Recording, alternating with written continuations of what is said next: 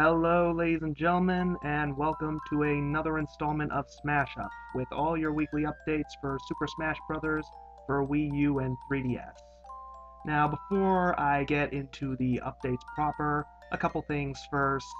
I'd like to apologize for missing the video version with last week's update. There is still a text recap available on the Next Level Gaming Online official website at nlgo.net if you want to get caught up with that and check that out. And also, I've gotten some new recording software and a new microphone, so hopefully the audio quality will be a lot better in future episodes. So let me know what you think in the comments. And with that out of the way, let's get into all of the updates for Super Smash Bros. This week. Starting off on Monday, we got a new trophy. Not an assist trophy, but just a collectible trophy. And this one is Little Mac, but not quite. Now, this is actually a version of Little Mac from the Japanese-only Wii game Captain Rainbow, which featured a lot of various forgotten Nintendo mascots. It's curious to think that seeing this might signal that Captain Rainbow himself could appear on the playable roster, but whether or not he will, I'll save full analysis on that for a character prediction of the week. Not this week, because something a little more pressing came up this week that I want to discuss on this week's prediction. So we'll get to Captain Rainbow hopefully next week. Next up, on Tuesday's update, we have a new stage for the 3DS version of the game. This one based on Lumiose City from Pokemon X and Y. Now, this is certainly a very interesting stage to be seeing.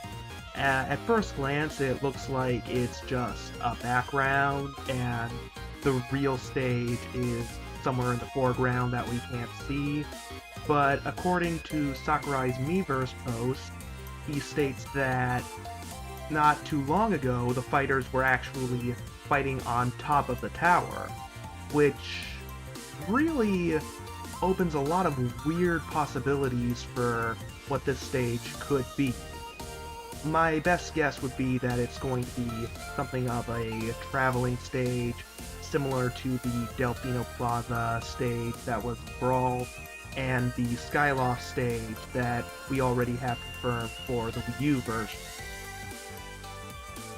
On Wednesday, we get another character buff with Princess Zelda getting an enhancement to her Din's Fire spell, which is a ranged explosive attack that can be controlled from afar and once triggered will let off an explosion.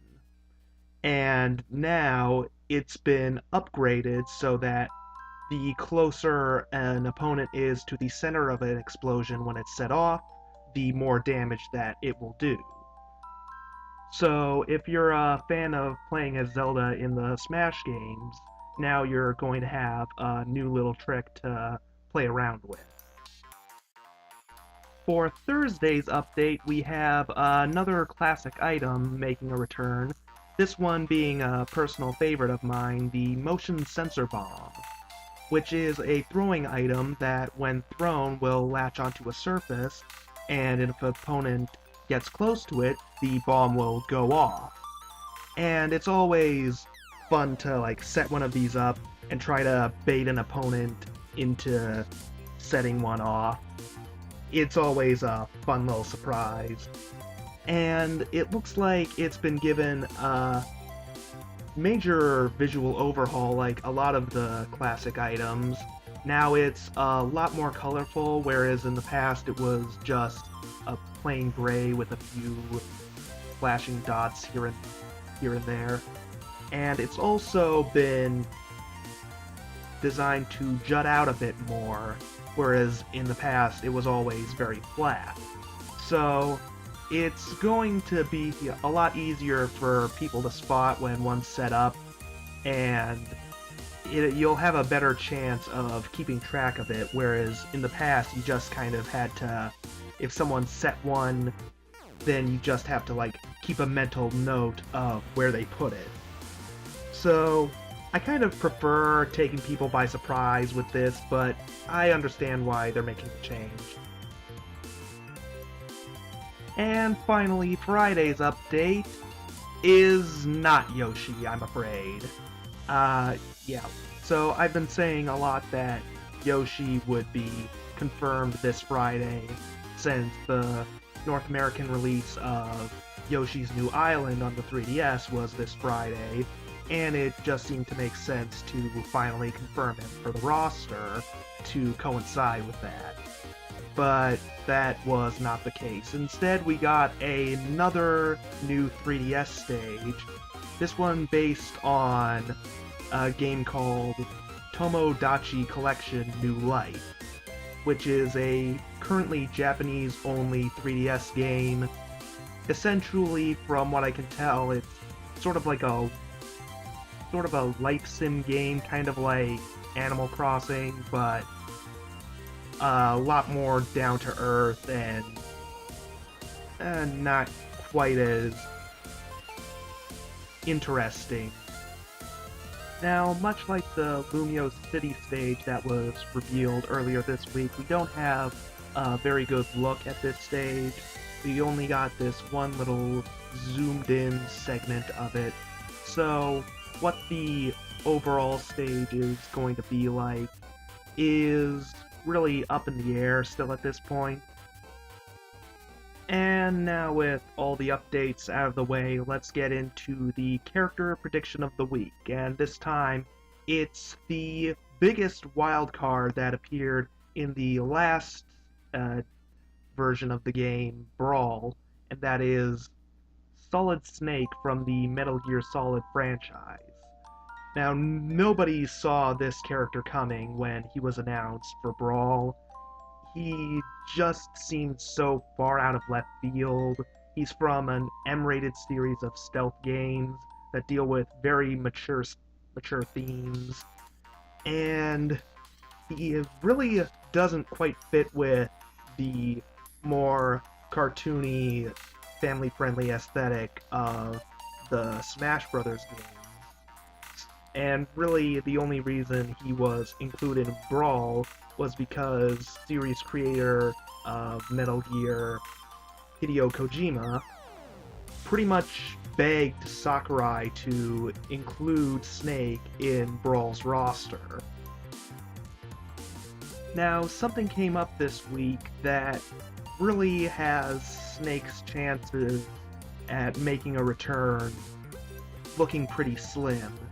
See, Hideo Kojima held an open interview on Twitch earlier sometime this week, and during the interview, it was mostly focused on the upcoming Metal Gear Solid 5, but the question of Snake returning to the Smash Brothers games came up, and Kojima said basically that he doesn't have any word on the development of the Smash games, and he doesn't know if Snake could be included.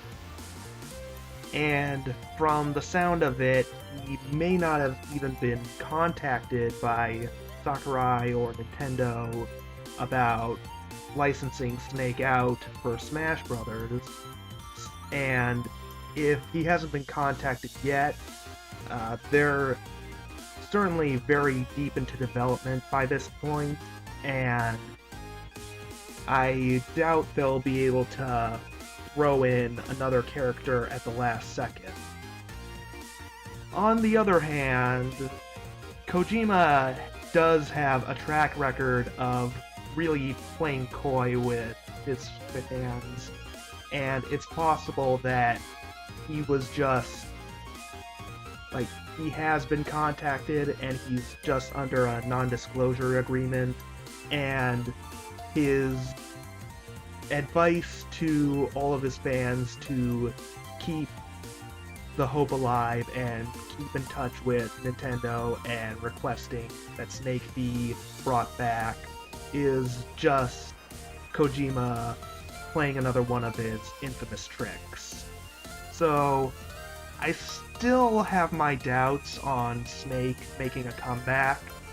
It's even though he's appeared in the franchise once, it's still very hard to imagine him in the game. And I'm not going to write him off completely, but I do think he is one character that they would conceive of dropping.